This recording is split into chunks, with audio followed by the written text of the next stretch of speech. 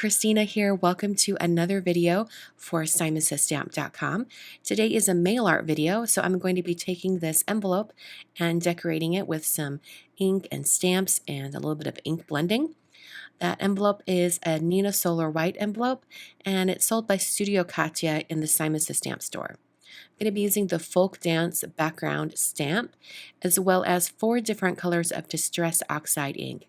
I've got wilted violet, picked raspberry, carved pumpkin, and squeezed lemonade.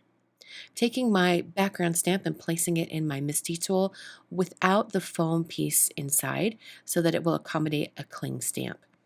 I'm going to make sure it's in the right position here over my envelope, and then just to make it a little bit easier to kind of see where the envelope will be on the stamp, I'm going to take some masking tape and mark where the top of the envelope is on the other side.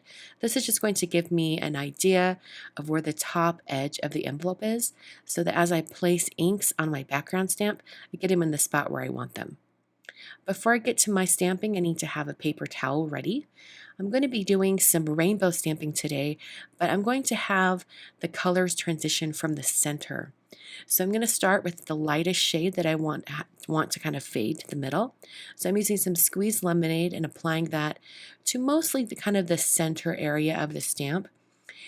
So when my envelope is done, the center area is actually a little bit higher than center. So I think if I was going to do this envelope again, I would consciously apply this yellow area a little bit farther down on the stamp, just so it would be a little bit more centered. But it was okay. It wasn't a huge deal, and I went with it. So I took my paper towel and I blotted away some of the ink in the center and also along the outer edge of that color.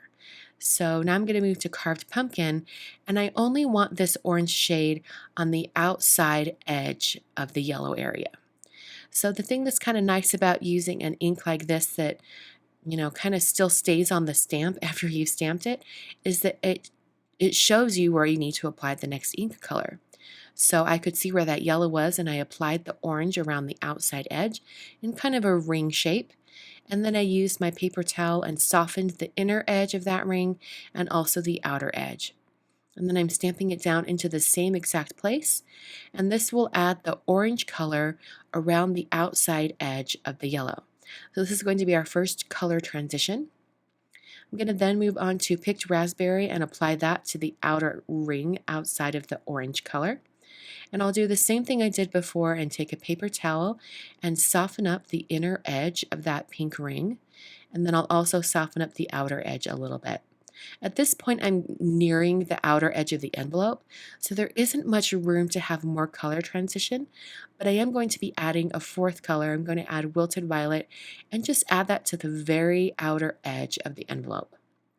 If you wanted to, you could definitely leave it at just 3 colors, but I really wanted that purple, so I did the same exact steps and just took off a little bit of that color from the inside ring of the purple, since the outer ring would be off the edge of the envelope. So there is all of my stamping. I've got a really good transition there. You'll notice that the background stamp is just a little bit smaller than my envelope, so I've got a little bit of a gap over there on the right edge. I'm going to do something here in a minute to help kind of disguise that fact. But for now, I've penciled in my recipient's address. And thank you so much for allowing me to use your address. I definitely have permission. I'm not just using this address online without permission. So thank you so much, Annie, for letting me use your address. So I'm using a kind of a fine point Sharpie to write in the address. And I took just kind of a little bit more of a playful style and added some little serifs on the ends of the letters, and then erased some of those pencil lines. And thankfully, the ink had dried enough by then that I didn't have any ink smudging. I thickened up the lines on her name just to emphasize her name, and then I placed the postage stamps. And this postage stamp up here in the top I used specifically because it has a full color background. There isn't any white on it, and the design of my envelope has a lot of white, so has lots of contrast, and I wanted the postage stamps to stand out. So I wanted to make sure that I didn't use any postage stamps that had white on them. So in order to disguise that right edge where the stamp didn't go all the way off the envelope, I'm just using a little bit of ink blending. I've taken that Wilted Violet Distress Oxide color and I'm using a mini round blending tool and blending around the edges, and just used it very sparingly around the postage stamps. So that's going to bring in that color from those edges, and it just helps disguise that edge so that your eye isn't drawn to it the first thing when you look at the envelope. Thanks so much for watching today. For more inspiration, check out Simon Says Stamps blog, and I will see you in another video very soon. Thanks for watching.